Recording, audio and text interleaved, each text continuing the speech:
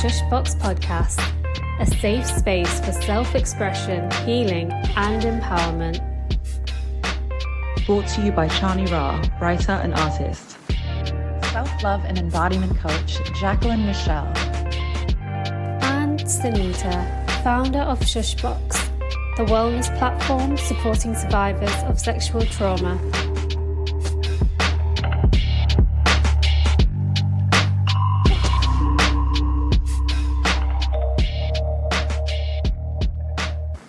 In today's episode, we discuss, should I use the term victim or survivor?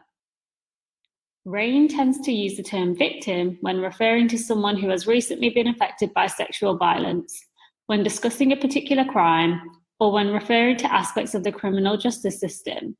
They often use the term survivor to refer to someone who has gone through the recovery process, or when discussing the short or long-term effects of sexual violence. Some people identify as a victim, while others prefer the term survivor. The best way to be respectful is to ask for their preference.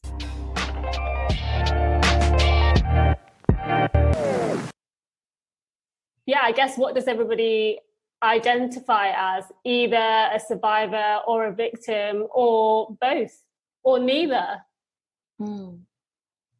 I feel like for a really long time, whenever I was younger and I didn't have the language or the support that I have now, I felt very much victimized because it was something that I was continuously being told as I was going through the court system, or I was continuously being told when I was going through counseling, is like, oh, this happened to you. And because this happened to you, your reaction is going to be X, Y, Z. And I've said this to multiple girlfriends before. I feel like whenever I was kind of going through this journey, I was continuously told, I don't know how y'all's experiences was, but I was continuously told, like, this is how I should be feeling about my abuse.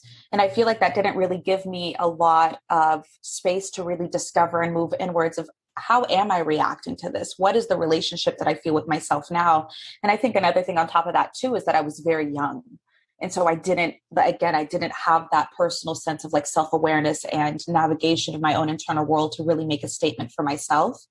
And then as I got older and started to actually like branch in, I should say, of how do I want to connect to my body and to my sexuality and heal from this, that's when the word survivorship started to make me feel like, yeah, this is something I overcame. This is empowering language. This is something that I can really resonate with because I'm starting to feel like I'm in my power and it's no longer something that was taken from me, but instead it became the sense of I now have an opportunity to learn more and to hold the hands of other beings that have also gone through something like that. And then now I feel like I'm kind of floating in between the space of it all. I feel very much so as a survivor. There is something that I have definitely overcome. There is a giant support system. I feel like this may sound silly, but I feel like there's meaning in my life. And as wonky as this may sound, the root does come from the trauma. Like I now feel like my passion and what ignites me and what helps me heal is reaching out and talking to other women. And I feel like recently, as I've been going deeper into this journey, I've been able to sit with victimhood again, not from this place of being small, but from this space of, wow, this did happen and that did hurt and that was unfair and I didn't deserve it. And now I feel like as I'm re-entering my association with being a victim, it no longer, I feel like I'm about to repeat myself, it no longer feels small, but now I feel like I've gained this sense of personal awareness of this ugly thing happened. It doesn't make me any less, but that still wasn't cool. And so I feel personally, I'm kind of floating in between survivorship and victimhood. And then also knowing that those aren't my identities. That doesn't make me me. These are just some tidbits, some portals of my human experience that I can dive into when I feel the need to dive into them. Yeah, I think I really agree with like everything you said. That could always be like end of podcast. Thank you, Jacqueline. Done. That needed to be said. Yeah, I agree with like most of that. But then I also feel like I've come into like a different place now where I actually would say neither. just because I feel like I spent so much time in a positive way as well, being really like involved with my trauma and like you were saying, like really connected to other people and really like making it like my life's mission almost to like just do as much as I can and make as much positive out of that situation as I could. And then like, after a while, it does get quite exhausting. And like you were saying, when you said it wasn't your identity, I think I made it my identity for a while as a way of like being okay with it. And then it's like, now I just see victim and survivor. They're just two words. They both apply to me. They're not who I am. And if I was going to pick a name for it, I think I'm just a person that's been through some shit. Like, to be honest. But you said at the start, you were talking about like the justice system. And I feel like words always have a time and a place. And I agree as well. At the start, I was very much like a victim when I didn't really know how to heal. And a lot of people just sort of say that, oh, it happened to you. And it is that kind of vernacular of like, everything's happening to you. But I think that I actually got involved with the justice system like 10 years later. And in that time, I found the word victim really useful to make sure that every time I spoke, the person was being held accountable. Because I feel like sometimes when you say survivor, it almost like removes the person that abused you from the story, which is a good thing because you're making it your own story. And it's something, as you said, you overcame. And it's making it more about yourself and your growth. But I feel like, when you're dealing with like legal things, I anyway felt like I needed to make sure there was accountability every time I mentioned it. So it was like, this is a victim and like a perpetrator kind of. So I just think it flexes depending on what conversations you're having. I also probably would never call somebody else a victim because I don't know why, it doesn't feel like I should. Unless they asked, they prefer to, but I would be like, oh, you're a victim, babe. Like, it doesn't sound good, but I just think there's a time and a place for each kind of language for me, but I try not to be defined by either, but I also don't mind being defined by either. What about you, Sunita? I was just listening to both of you then. And to be honest, because I didn't connect with my trauma, right, for years, and it's only probably the last few years that I would have actually said, oh, something actually did happen to me. So I didn't connect to survivor. I didn't connect to victim because I never thought I was either of those. I was just me living this way until I actually head on addressed the trauma and then was like, oh, something did happen. And the initial thing actually that I probably connected with was survivor, because by that point in my eyes, it had been such a long time and I'd survived it. So I didn't feel like I don't think I really connected ever to the word victim because I didn't know at the time when it was, at that age, what was happening. And then I think connecting to it at a later stage and already gotten so far in my life, I think the term that worked with me and still works with me and probably how I would, if I had to, like we were saying, it's different labels. It doesn't define who you actually are. But if I had to pick, I would say survivor. And for me, survivor is empowering. And it also, when we say survivor, or when I say survivor, it just acknowledges that people have been through something, you've gone through something, you've worked through something, you've healed through something, and it's you've done that journey. And I think when I look at other women or other people who've experienced trauma and they share their stories, I initially, I'm like, oh, wow, like you've got through this or you're getting through this. And that to me is what survivorship feels like. It feels like that power. It has a bit of power to it. I understand what you're both saying with the term victim as well. Of course, like there's a time and place for victim. But for me personally, I've never been in a victim state, or I've never felt like I've had victim mentality. But that's not to say that I don't believe that people can feel like they are victims, because you are a victim to what has happened to you. So I guess it's a little bit different from my side, but I can totally see how people would identify with victim and survivor and interchangeably between the two of them, because it is both. Like, obviously, if we to talk about your case or whatever, or in the different scenario settings, it would be, like you were saying, to hold the person accountable. then we need to pull out the victim card, because it's not just like, oh, we're a survivor, we survived all these things, everything's like hunky-dory. It's like, actually, no, what happened? We were a victim at a point. We were a victim at a point to someone's actions and behaviors. Something that came to my mind as I'm listening to both of y'all speak is the duality that can happen within both of the words. Like, there's so much duality in survivorship. And what I mean by that is, as I was reflecting back on my own journey, and even in the beginning of the conversation, like, I kind of viewed my depression or my drug abuse and my promiscuity as victimhood. I was like, oh, look how victimized I was. But then as I was hearing you speak, Sunita, I was like, actually, no, I was surviving at that point. I don't even know the language. I guess psychologically, those were the only tools that I had at the time. And that was exactly what I needed to do to get myself through that moment, through that trauma. And then when it comes to victimhood, there is so much, specifically in the court system, I feel like there's so much power in saying that you're a victim because it shows accountability towards the abuser. Like, I know that I'm surviving this. I know that I'm going to overcome this. But at the same time, I need to make sure that I was a victim. This was not okay. Something was done to me. And I feel like when you own this, it sounds silly out loud, but when you own that you were a victim, it says, to me, it's kind of like a staple of, it's not my fault. And I think that is such a big revolutionary thing. So I feel like there's so much duality in survivorship and victimhood. They're intermingled now that I'm really sitting here and thinking about it in different ways. Definitely. Yeah, I was just like, do you guys think two things, actually?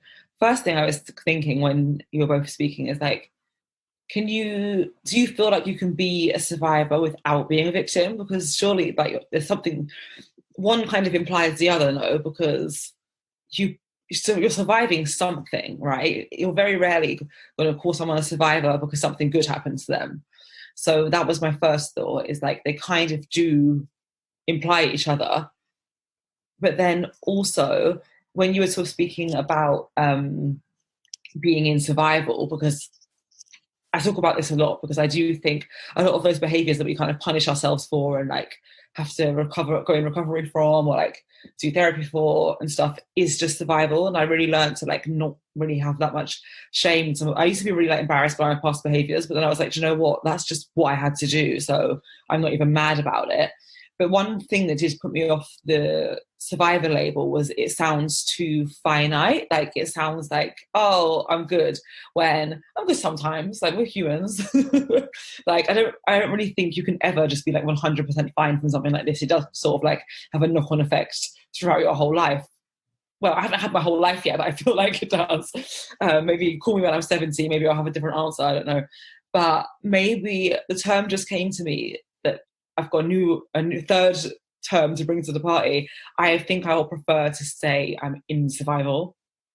Raw. Because then it's like, it doesn't sound so, I feel like a survivor for me is like something to live up to, you know. It's like, oh, like it sounds like you've reached the end of something. And it's like, yeah, I came out unscathed and like I've survived. I don't know. I just don't like words that don't feel like there's any room to like for error. But I don't know. I really like what you both just said there. I think there is a lot of commonality in both terms, and they can both be interchanged. And it's funny, Shani, that you think that the word survivor is like something to kind of build up towards. Just going back to something that happened recently, I was getting interviewed by somebody, and they actually used the term survivor as a negative. So I was doing this interview talking about Shushbox and the work that we do, and she came up with a question to say, do you see yourself as a survivor? And for me, I did at that point, because I was like, yes, I've gone through this experience, I've survived it, I'm healing and I'm growing. So for me, it's like not being the final version, it's just being in that state of coming through something and working towards, you know, just feeling better within myself. But for her, I think she couldn't really see that you can be a survivor and still healing. And her comment to me was, I don't think you can be a transformational leader and a survivor. So I think survival is not about, we're all always going to be in survival. Like you said, it's not a case of becoming that final product of, I am a survivor at the end of the finish line. It's like, we're all in survival. And I think just acknowledging that we've, at one stage or more than one stage in our lives, been victims to someone's behaviors and actions is valid. And to understand that we have actually survived something, some trauma, like we've survived a traumatic experience, and that to me is powerful. So that's how I connect to it. But from her side, when she was interviewing me, it was like, oh, you're just a survivor. Oh, you're still a survivor. Not in an empowering way. It was oh, I didn't realize you were still a survival in survivalhood, or like in survivor state.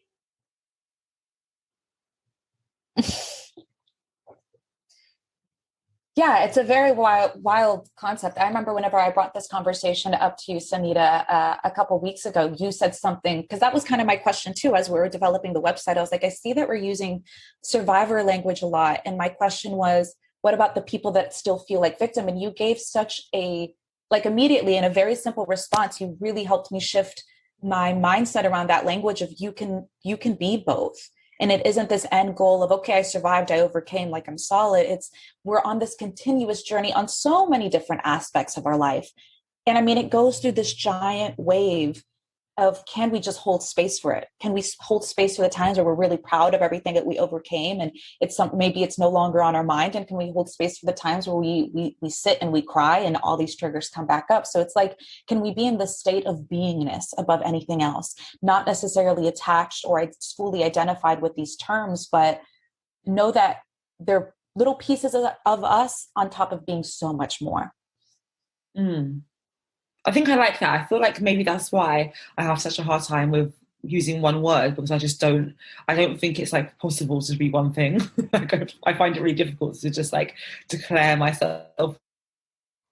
Like, I just don't think it's viable to give myself one label kind of thing. So I liked your explanation then, because I just do think every day is different, right? So as I said before, I don't mind either. I wouldn't use either. I just think life is just too unpredictable to say one or the other. And maybe I'm making it so much more serious than it actually is.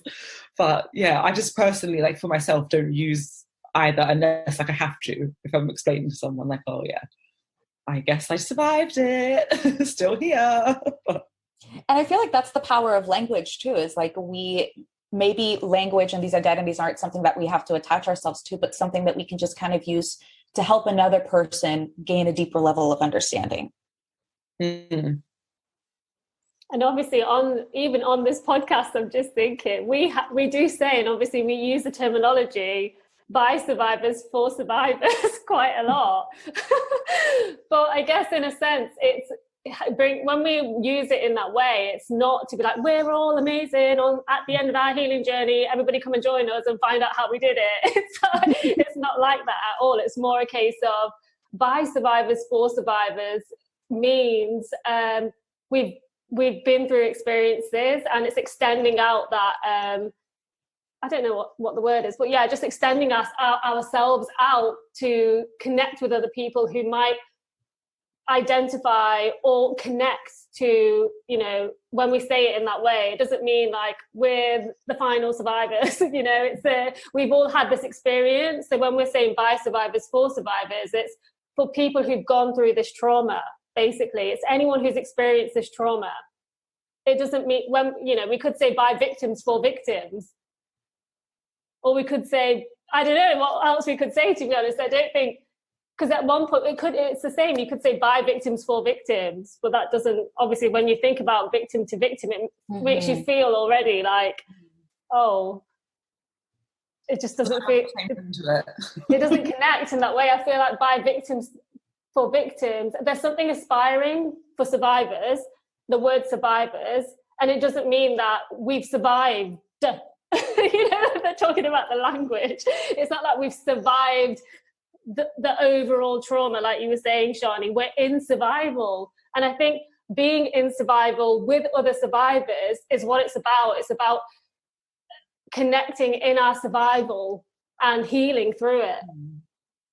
I think that's good as well. It's kind of good in a way that we're saying by survivors for survivors, because we're also displaying like the full spectrum of what that is. And yeah, we're not claiming to be perfect people. And like, so when we say that and then people see the things we talk about, the conversations we have, the content, it is like much more real.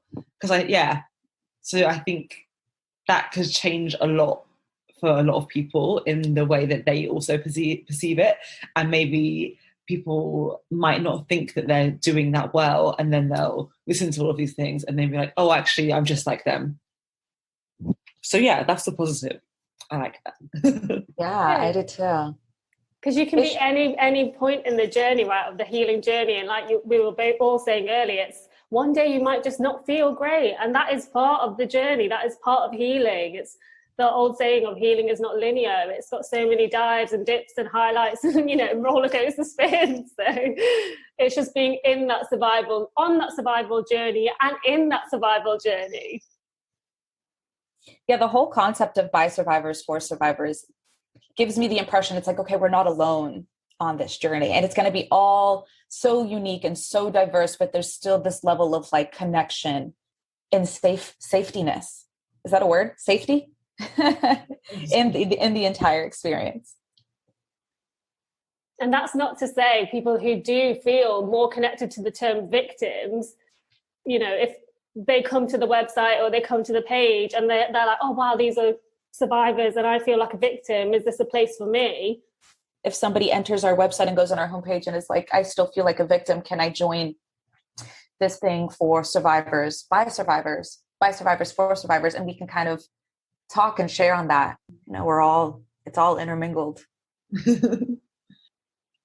At this point, they're like verging on being synonyms. That's how I feel about them. They kind of mean the same thing in a way. But then also there is like, you see so many articles and stuff of like getting out of a victim mentality and stuff. So I guess there is sort of like a negative light put on that term. Maybe that's why some people are uncomfortable with it. But also just going back to the thing of like survival not being linear. I don't know if I'm getting a bit off track here, but with all of the ups and downs and stuff, just before I'd mentioned, like one thing I really try and do when I'm having these ups and downs is like remind myself that even without this specific kind of trauma, if that never happened, because I am a human and this is life, just there's still ups and downs anyway. Like healing has ups and downs, but life also has ups and downs. So it's like sometimes it's really easy to get into that victim space and feel like, oh, this is only happening because that happened. But then, yeah, that's what I'm trying to say. Because then reminding myself that like, no, everyone actually has ups and downs anyway. Like life isn't linear either. It makes it feel a little bit less victim-y. It's like, oh yeah, I'm just doing life the same way everybody else is with this added factor. And my downs just happen to be linked to that. But if they weren't, there'll be something else that's going to make me cry at one point in my life. Do you know what I mean? I don't know if that's even helpful, but that is helpful for me, like to get myself out of a victim space. It's like, even if no one was ever nasty to me or did any abuse to me, or even if everyone was nice to me every day, I'm pretty sure I'll find something to cry about because I'm a human. Like, yeah.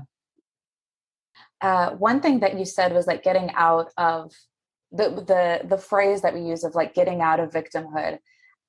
Perhaps it isn't necessarily to like bypass the experience that the human has gone through, but to give them a subtle reminder or like an open palm of, I know this happened. I know it was really painful. I know it was unfair, but know that this isn't where you have to stay. Like your power is still yours. Your body is still yours. You still have this ability to reclaim and get in touch with everything that you are and expand from that, and know that this isn't going to be something that holds you back. Definitely. I mean, just whilst you were both talking then about life not even with or without the trauma, there's ups and downs to life. And I guess that victim mentality, when we talk about victim mentality, that is when somebody is in that victim, identifies as a victim, but also can't see the way out, right? Like it's just being in that space where you don't have the right coping skills, or you feel almost powerless to taking control of the situation. So it's everything that's happened to you rather than you having a active role in kind of overcoming it. So I think that's what victim mentality is. It's when you feel like these things have all happened to you, which of course they do happen, but it's staying in that place and not to be like, oh, not taking accountability, but this is where accountability and healing comes in, right? Like these negative things can happen, and they do happen. They happen to a lot of people, but it's how we, as human beings, as people, as I don't want to use the word survivor, as people, it's how we overcome them, or how are we going to flip the narrative, right? How are we going to get out of that place of feeling like we're powerless? Even with like, I think I have good coping skills and stuff now, and like, you know, I've been on a long healing journey, but even to this day, sometimes I'll just be so sad, and I'll be like, and I'll get into that space where I'm like, oh my God, it's been like how many years and I still feel like this, and like it's never going to stop, and it's all because of this. And then my therapist is like, you know, it's very normal to get sad. And I'm like, oh yeah, I think whenever I get into like a low mood, I just think it must be because of that. And then it's like, oh yeah, no, actually you're right. Like, I think it's right. It's that reminder of like, oh no, it's normal. That did happen to me, and it is normal if it is about this, but I am just a person, and there is, you know, it's fine. Like, it's just reminding yourself it's not always, I think, I don't know for you guys, but for me, it's like every time I get sad, I'm like, oh, I feel traumatized. Like, is this just I'm being traumatized again? But it's like, actually, you have to sort of click into a place of like, I think it's normal. I think it's okay. And even if you've had trauma, it's normal to feel like that years later anyway, but it's just like that irrational, I'm not going to say irrational, it is rational. It's like a rational fear of like, I just don't want to feel like a victim again, a fresh victim state. This is like a mature victimhood that I've worked hard for, rather than like, you know, I don't know where I'm going with this, but I know what you actually mean. Yeah, it makes sense. Yeah, it makes sense, right? You get it. It really shows how the mind loves to attach itself to stories and to narratives. Yeah. I feel like more often than not, like, one of the things that I've been really practicing with this year is like, when an emotion comes up, can I just sit and feel the emotion without having to go through my files of trauma or my files of heartache to be like, oh, this is why I'm feeling this today. It's actually, no, like, I'm just feeling, like we said in the beginning of this conversation, like, we're kind of feeling a little tired today. It doesn't mean anything. It's just how we're feeling in this exact moment. And I think that through the journey of more and more of cultivating more self-awareness, we'll be able to really differentiate, okay, this is actually coming from my trauma, or this is kind of happening because the waiter kind of messed up my order. And I give that reason because that breaks my heart every time. I don't make a fit about it, but I'm like, oh, there's mustard on here. But and then even if it is coming from old trauma, like, that is okay, and give yourself the space to feel all of that, because it's not just a memory in the mind, but we're starting to learn more and more that it's also a memory that happens in the body. And you can get triggered from doing a back bend. You can get triggered from a certain type of temperature, a certain type of sense. And it's like, when that comes up, can you be in the moment and allow yourself to go through the thick of it versus suppressing it or thinking that there's something wrong with you? It's actually, no, it's okay to feel all these things. Definitely.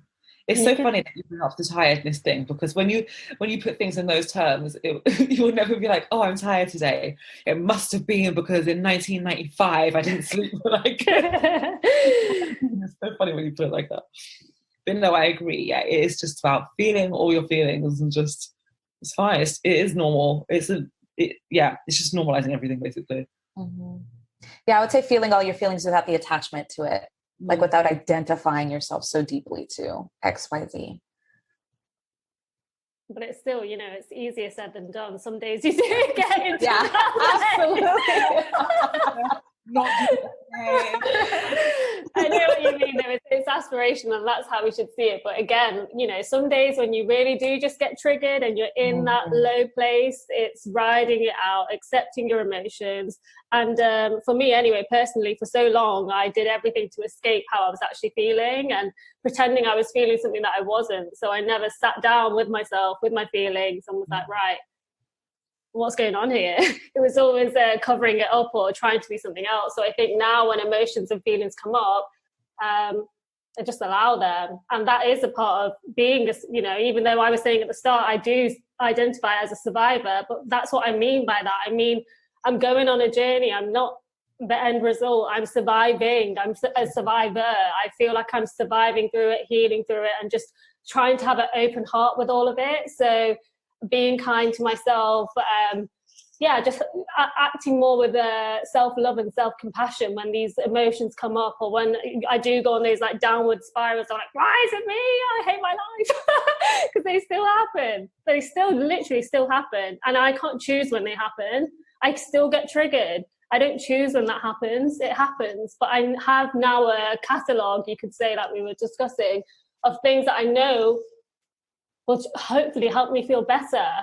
And sometimes, you know, even something on that catalogue might not work, and I just have to ride it out. And that's a part of being a survivor. It's accepting it and growing with it, through it, not over it. I don't even know if we truly get over it, you know? I don't know if I want to get over it, because getting over it means that, it doesn't. I think that's what, in that interview, what somebody was saying to me, it's like, transformational leaders, like, they've healed through their trauma and now they don't get triggered by these things. But I don't know if I'll ever get to a point where I will never, ever get triggered, you know? Do we grow that way? Does it go that way? I don't know. So I think being triggered or acknowledging when you are feeling that way is fine. And I think, I don't know, it's like painting a picture of this like perfect survivor. What is a perfect survivor? What is a perfect victim? I don't know what they mean. Doesn't exist. So I think it's good to get other people's opinions on these things and hear how other people feel, because, you know, not everybody's going to want to be like waving this "I'm a survivor" flag. Like, I literally just looked up the lyrics to that song. What were the lyrics saying? Oh, I exited out, but it was just her being a survivor. I'm not going to give up. I'm not going to stop. I'm going to work harder. I'm a survivor. But yeah. Yeah, I like that. Yeah. We can edit that. That'll be the end of it.